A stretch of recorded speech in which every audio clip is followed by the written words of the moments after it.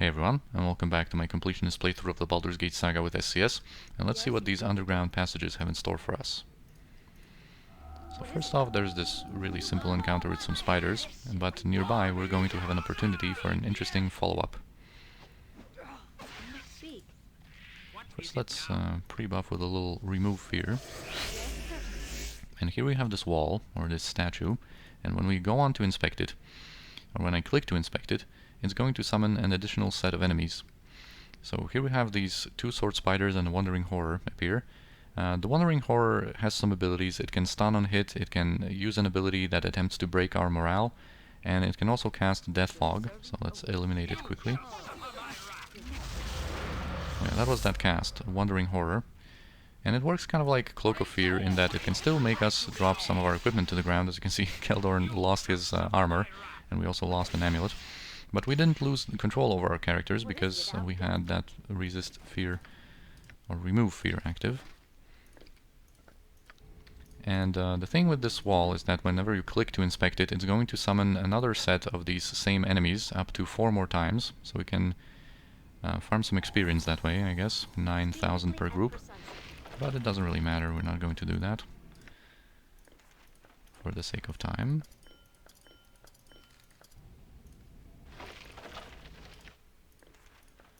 And we can give that to Keldorn, and give him some potions.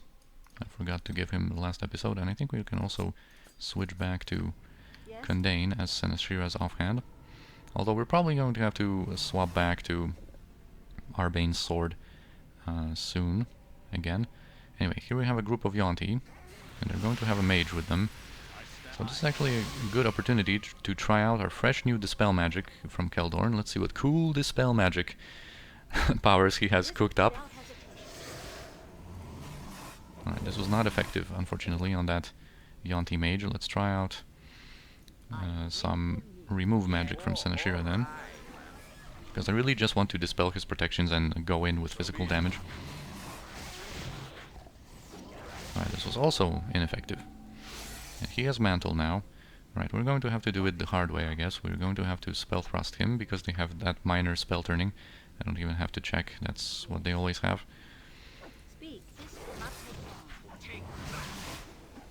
Alright, and now we're going to be able to breach him. We have to do it all with Edwin, because Seneshira doesn't have breach anymore, memorized. Alright, remove magic on Seneshira. Fortunately, it did not remove her stone skin. Alright, now we have this guy available.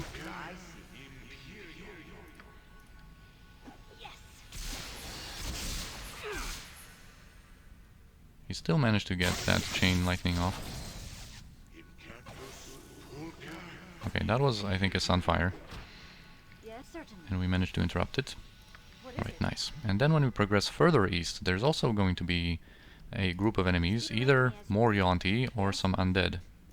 So we'll see which one we get. Alright, more Yuan-ti. Alright, let's try that again, Keldorn. Let's give them a little bit more of the same. Alright, and do not disappoint me now, Keldorn. Make that Dispel magic count. Alright, there it worked. So we can just go in, and we can have Edwin free to cast something else, like a Glitter Dust on these guys. And let's just go in with our physical damage. And I think I'm going to switch to some range damage, because Anoman and Jaheira are going to have real troubles, like getting past this group here. Alright, cool. His contingency with Stoneskin didn't even manage to trigger. Alright, cool. So just some cleanup here. Okay. And now we approach this structure here, and the description points us, or directs our attention to some intricate designs on it. And when we inspect them closely, we're going to have to answer some riddles. Here our cursor changes, and some kind of a guardian voice is going to speak to us. And the bridge has fallen and ends in death. Call forth the name to summon the path. What is the bridge? Life is my answer. Life is the bridge that must end in death, though duty may hold it at bay. You have spoken of the bridge, but this alone is not enough. You are not alone on the bridge. Call forth the name to summon the path. It travels with you, and through it you travel, and yet it does leave you behind. Who is with you? So time is my answer. Time is with you, and you travel through it, and all the while it moves away. Time goes on with and without you, though duty may make it wait. The bridge is not stable, and the end changes place. Call forth the name to summon the path. Choose the most difficult step on the bridge. It's the current one. The current step may be your first and may also become your last. The other two are abstract. This one is yours to choose and shape, though duty may force the choosing. We have summoned the path and may join in the guarding. Duty awaits you. So now this path is going to be available. And the voice mentioned duty and several times, and the fact that we may join in the guarding, and this is going to become a little bit more clearer soon. And here on the other side of this rift and on this structure, there's going to be a group of beholders, and we're going to cast some polymorph self on Edwin. And we're going to give him some boots of speed even. And the idea here, of course, is that we're going to shift Edwin into mustard jelly form that has 100% magic resistance, so he's going to be immune to any tricks that they may throw at him. But the problem with mustard jellies is that they actually occupy way more space than their visual representation in-game might indicate, so they have real troubles moving through narrow spaces like this bridge, for example. So basically what we're going to have to do is just quickly move with Edwin in his human form onto the other side of the bridge and then shift to Mustard Jelly before they spot him and before they unleash their eye rays onto him. So I'm going to wait a couple of seconds for his round to end. And now go, Edwin. Okay, we already see a beholder. We should be quick enough here with the shapeshift. Alright, cool. We managed to do it. And now the group of beholders, there's going to be also a couple of Gouths, and they're kind of stuck in there because they are too big to move through this through the stairs there. And what we're going to do is give them a little taste of some Cloud Kill from Senashira. And we might even throw in a little bit of a Firestorm from Animen.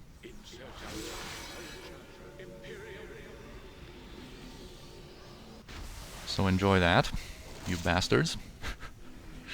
Alright, and that should deal with them. We can even throw in a little Holy Smite in there to speed up the process. Alright, boom! And they should be dead soon enough. Yeah, this is going to deal with them nicely. And once these effects dissipate, we're going to, of course, move in. I think they're all dead now. Yeah, and as you can see, like, Edwin cannot move on this bridge at all in this form. I think it should be safe to polymorph him into his human form now. Yeah. So, thank you, Edwin. What is it? This will not take long. We're just going to wait out this Cloud Kill and then venture forth. Speak. Okay. Yes. Here we can also loot this container. This Warhammer is just a normal Warhammer +2, nothing special about it. What is it? Speak. It will be done. Okay, and here we have a group of shadows and shadow fiends, so we are going to switch back to Arbane's sword, and we're going to have Senashira and Jaheira deal with these.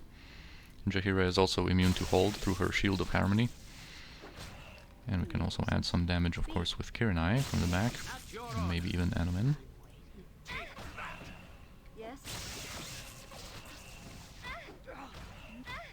Actually, what we can do is demonstrate something that we haven't really done in the saga yet. Because we never had the proper cleric for that that kind of thing, and we never really had a good opportunity for that. But there is this ability that clerics have, Turn Undead. And now that we have Animen, who is a dual-classed cleric, so he progresses in his cleric levels quickly and to high levels, this Turn Undead ability, which is based on the level of the cleric and the level of the undead creatures it affects, now should be pretty powerful in the hands of Animen. We should be pretty successful with it. So let's try it out. Boom! So yeah, Turn Undead, depending on the level of the cleric and the undead in question, it can either not affect them, it can send them running away in fear, or it can just utterly destroy them. And we're going to use that a few more times when the opportunity presents itself. But yeah, this is just a little taste. It's going to get better. And here, there's going to be a very interesting place where Baldur's Gate yet again delivers a very unique perspective, kind of a different look at the issue of worshippers and I guess their duty in relation to their deity. Yes? So here we have some diseased ones. Hello. That's it? I am a stranger in your time-lost, buried city, and all you say is hello? What would you have me say? Shall I proclaim the wonder of your arrival? Shall I bemoan the terrible length of the ages? Should my knees buckle at the very sight of you? I'm sure it would make you feel important, but I've simply no interest in you. I think you'll find we care about very little at all. So, who are you? What is this place? Ah, you wish the exposition. Typical. I should really write this down so I don't have to keep repeating it, now that we have had a lot of visitors. We are the Guardians. We guard this temple. This is very important because every few hundred years, someone almost wanders this way. We have forgotten what it is that we guard. We have forgotten how many generations we have been here, and we have forgotten what it is to have a purpose. So this is really interesting because these guys, their souls are basically bound to this place, and whenever they grow old and die, they get reborn. And now they have this disease infecting them, I guess, and eating away at them from the inside because they basically are filled only with hate and loathing now to their deity that they were sworn to protect. Because they have done this for such a long time that they have forgotten what they guard exactly, forgotten the name of their worshipped god, and they just hate this existence that they were kind of damned to. So we can ask him a couple of questions. Yeah, the disease, it is the decay of our minds and souls. We grow to hate the power that sustains us, so it rots us from the inside. There is no cure. There is no escape. There is no end. Do what you will, there is no escape for us. We have accepted this. We teach it to the newly young, who then teach it to the old that die and are reborn. The deal which placed us here has been followed to the letter, and we are never to be released from service, no matter how pointless the task. You will fail. You cannot help but fail. We know this. We expect nothing other. Yeah, we direct nothing but loathing to the temple now. We are guardians in name only. We might as well be simple, mindless skeletons. So this is a really interesting situation. Let's explore a little bit more of it. And we can talk to the other ones. And we're going to get some clues here. Yeah, you want to see what we made? You go into the temple and see what we made. We can't because it's ours. We forget. You can see it, but cannot fight it. And that's kind of a hint that you cannot fight it. Send our thoughts to the temple, we do. Thoughts of wounded faith. Can you fight a wound in faith? Go away. My fun is done years ago. And this guy's not going to be very talkative. Who are you? Yeah, he's just very resigned to his fate. And we have two more of these.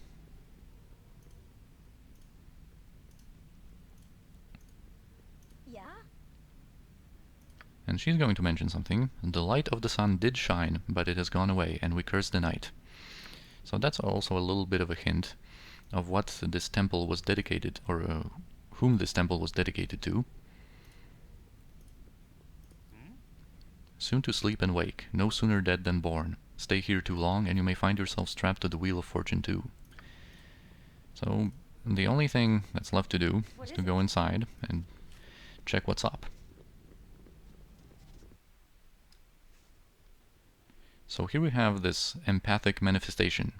Hate is here. Here is hate. Attack with anger and feed the hate. He also says, hate, suffering, I feed on these. They harm me not, I feed. So we cannot harm him with damage. This personification of these followers' hate and loathing they had for the place and for the deity that sustains them. What you have to do here is actually heal him or it. Who walks in the temple of Eye? Speak of yourself. You are almost beyond the sight of Eye. So now that we have destroyed this presence, the weakened avatar of this deity appears. The beast does kill my form repeatedly. You have slain it for but a small time. It comes again and again. The beast is a fell deity, for it has more power than I can muster. My legion of followers feed the creature, and I am weakened and fading. Such power the beast has. But yeah, he has no followers anymore. They don't worship him.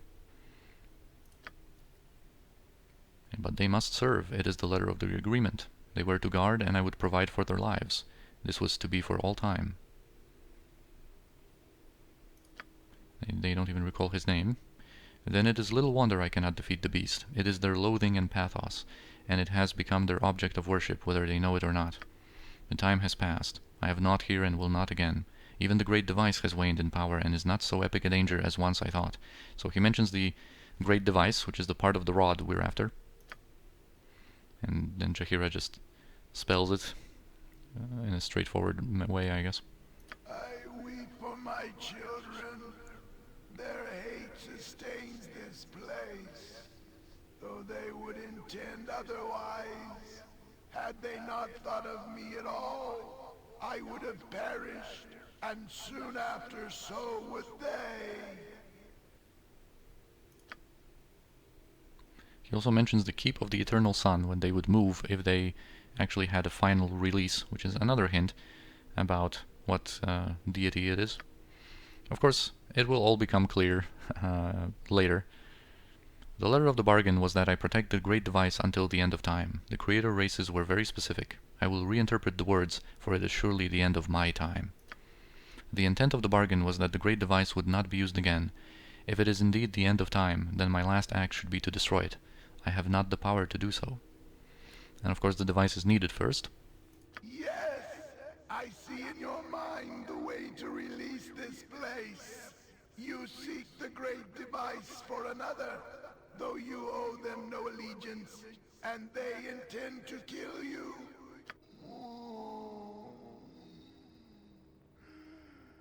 The cause is simple. You will take the great device, the piece that I possess, and ye shall combine it with the piece the creature already has. The assembled rod would surely destroy the beast.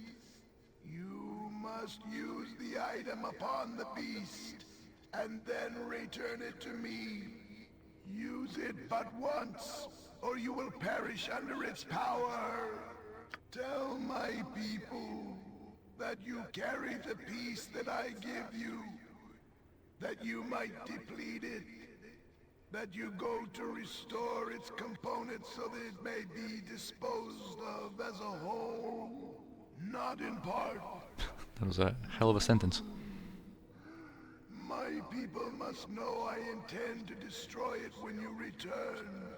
But more, they must know I intend to end their service.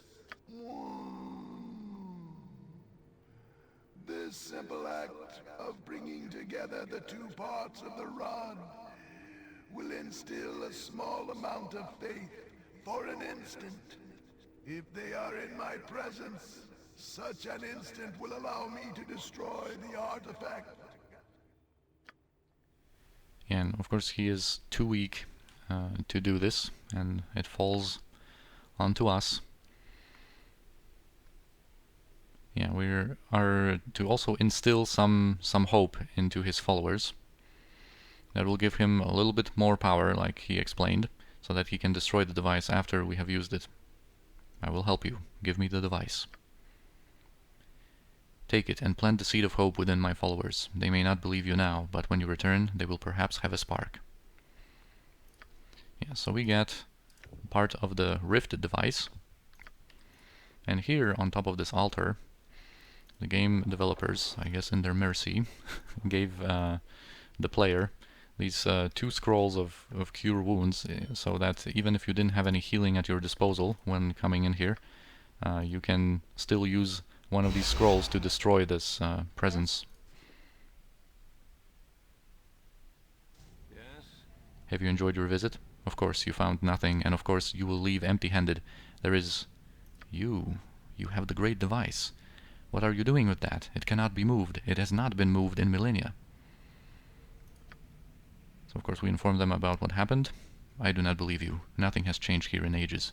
If you have the great device, it is only because our god is weaker than we imagined. Nothing changes here.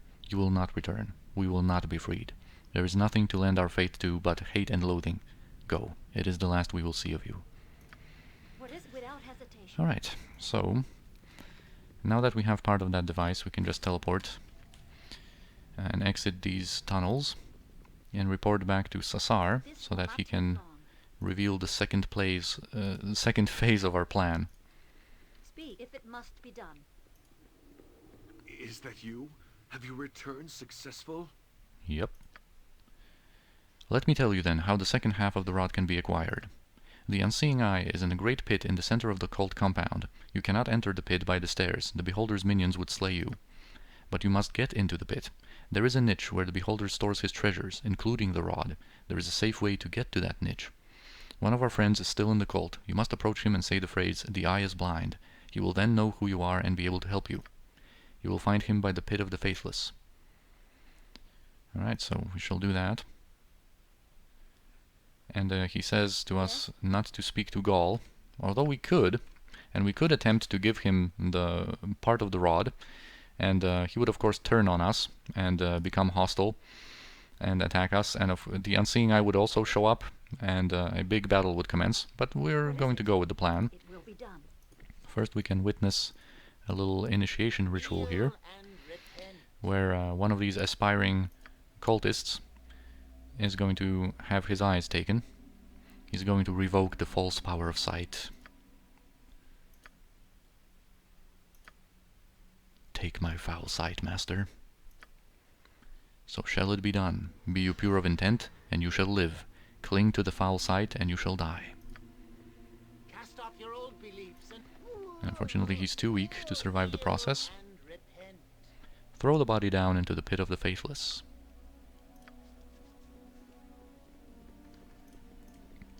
So here, there's going to be some rooms and stuff. We're going to explore that, all of that later. And Gaul is in this room, and we're just going to walk past it Speak certainly.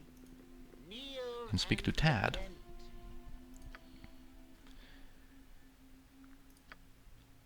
Alright, so he's going to explain that we have to go into the Beholder's lair, and we have to go through the pit of the Faithless, that we've heard so many good things about so far.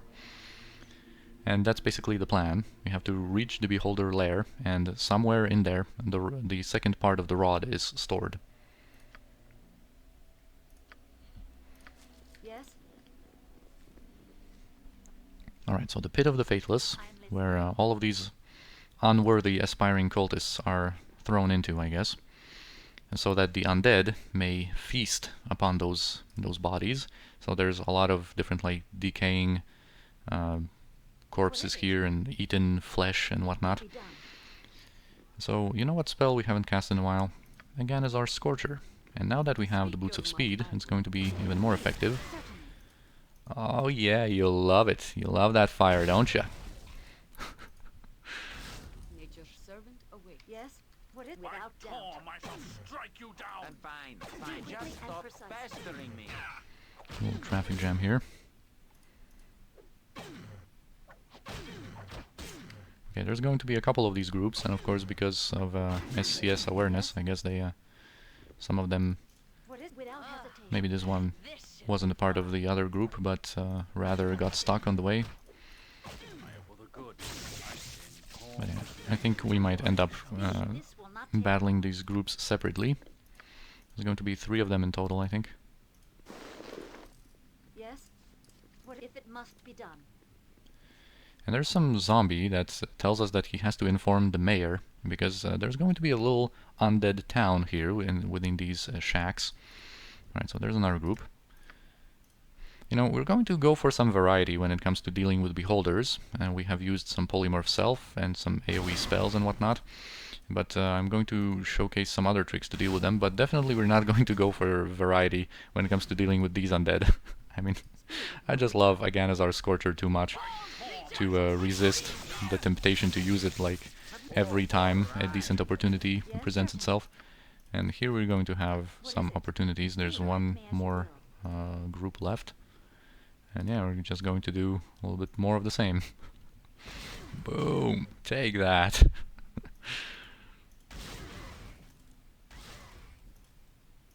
Yes? Yes, I see. What Do we is have it? an Airbane's sword? Yeah. Speak. Just making sure that these ghasts cannot hold us. Yes?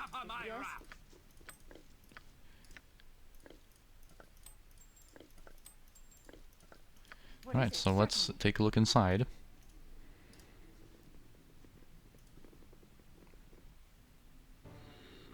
So here we have Theshel. I beg you to leave. The smell of food makes us wild. So here's the mayor of this town. We have built it, and we tries to be good, tries to be civilized. We is fed from the hall, they throws the meat to us. We must eat, but we tries not to eat the living. I tries to teach the ghouls to be good, to have town likes the living. So this is another really cool approach to the undead, that actually try not to eat the living, as he said, just feed on some of these corpses only. So he mentions the Great Feeder, which appears to be the Unseeing Eye himself. And he is beyond the bridge. He is. We goes there to serve him and cleanse him. The smell is too much. I cannot stand it anymore. So yeah, he always gets overwhelmed and by these undead urges, I guess. And he succumbs to that temptation of, I guess, attacking us and eating our flesh as a result. But this is kind of a cool idea, that they actually, you know, have some awareness, these zombies and ghouls, and they strived to be good before we were forced to slaughter them. Quickly speak without hesitation. And this always ends up in a fight, and Theshel has an interesting armor we're going to identify later.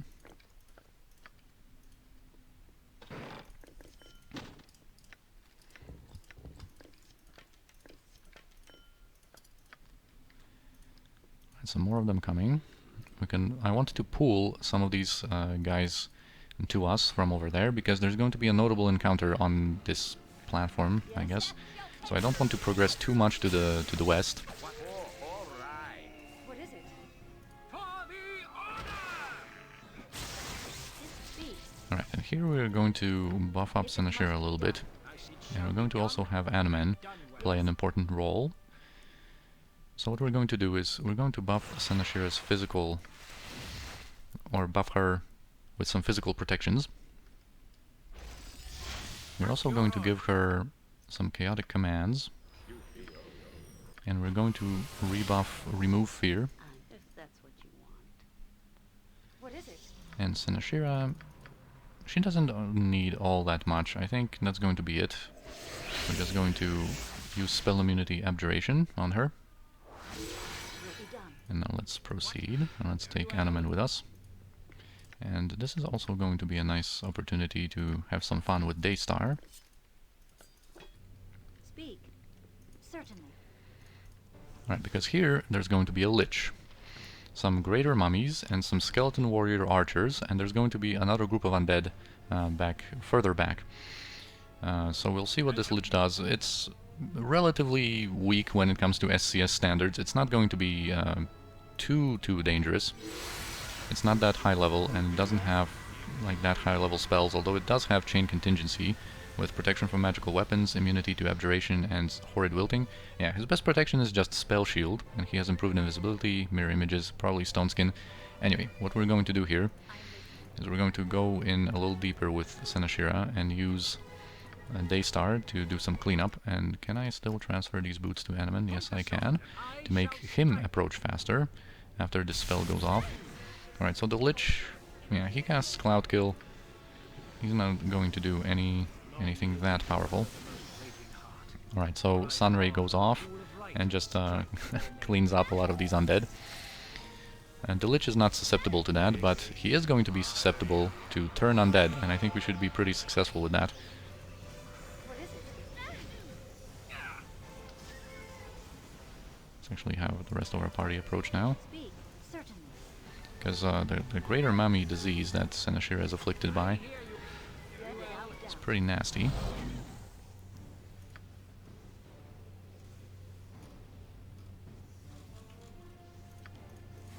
Come on, Animan, we need your turn undead. Actually, let's level him up in the middle of this. So he has a slightly higher level. And he's going to be level 15 now, so that means he is finally going to get the best skeleton warriors out of Animate Dead. And we can give him a little bit more Death Ward, and I think now might be the time to give him one Righteous Magic. We'll see about that. Anyway, boom! Finally triggered, and this Lich actually was just instantly killed by Animan's turn undead. So that's pretty cool. And turn undead, as I've said, we are going to use it here and there. I'm not going to use it that much because in some situations it can trivialize some encounters, can make them a little too easy. But this is just so cool. They just explode from that. But the greater mummies and these skeleton warriors are unaffected. So we're going to have to deal with them the old-fashioned way. We're just going to cure Senashira from that disease. Or of that disease. Okay. And you know, do you have a fireball, Edwin? Can throw in and soften them up a little bit. Well, I think actually the greater mummies were affected and they just run away in fear. Speak. I shall strike you down. Without hesitation.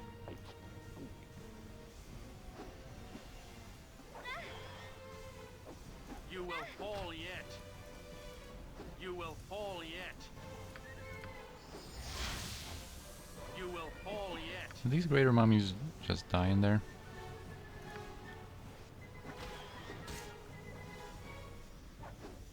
What is it? Speak. This will not take long. Let's just wait out this cloud kill and see what the situation is, if there are any survivors.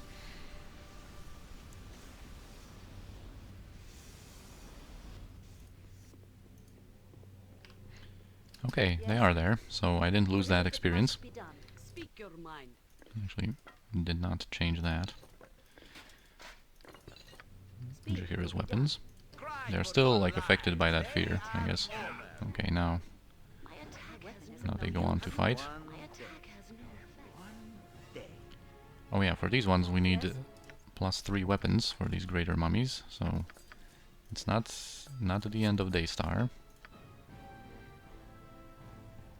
I hear you well enough. The best leaders also follow.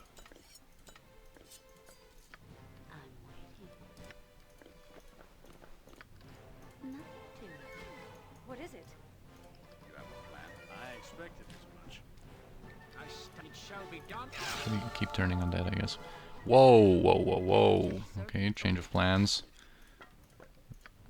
Yeah, you can get afflicted by like multiple of these diseases, and I think both of these greater mummies diseased Animan, and you can see what type of damage this is. When that ticks once, deals quite a bit of damage. I think that might be like 15 damage or something. Speak. I shall do my utmost. At your... Very well. I shall do my utmost. Oh yeah, of course your weapon has no effect because I'm so good at switching you to the proper weapon. My weapon is of no use. Alright. Yes, certainly. What is it? Whew. Finally. You will. Let's just change some equipment now to the usual stuff. Alright, and here we can loot, finally, the gauntlets of dexterity. Can't identify them yet, but we can give them to Animan now. -8, a nice improvement of 4 to his armor class, and we're going to give these potions to Keldor now. And hopefully I forget, hopefully I remember to use them. I do not forget to use them more often. What is it Yeah, now? nice 18 dexterity.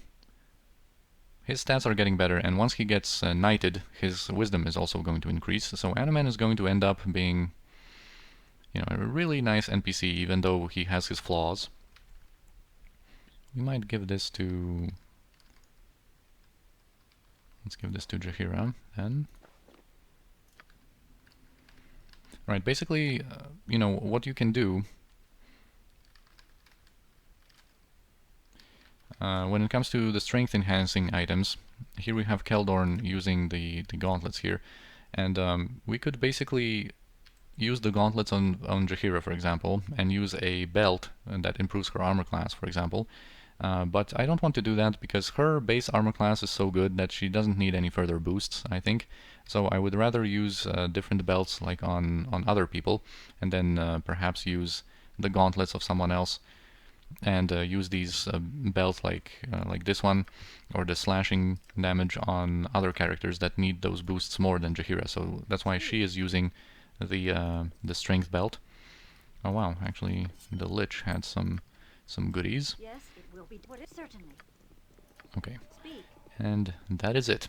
And I think that is going to be it for this episode. Let's just approach closer to the Beholder lair, and I think we're going to start out there in the next episode. So here is the passage.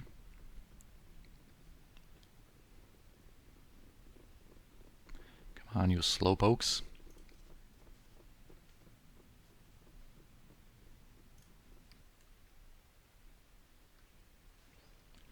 Alright, here we are, and we're going to clear out this Beholder lair in the next episode. So for now, I thank you for watching this one.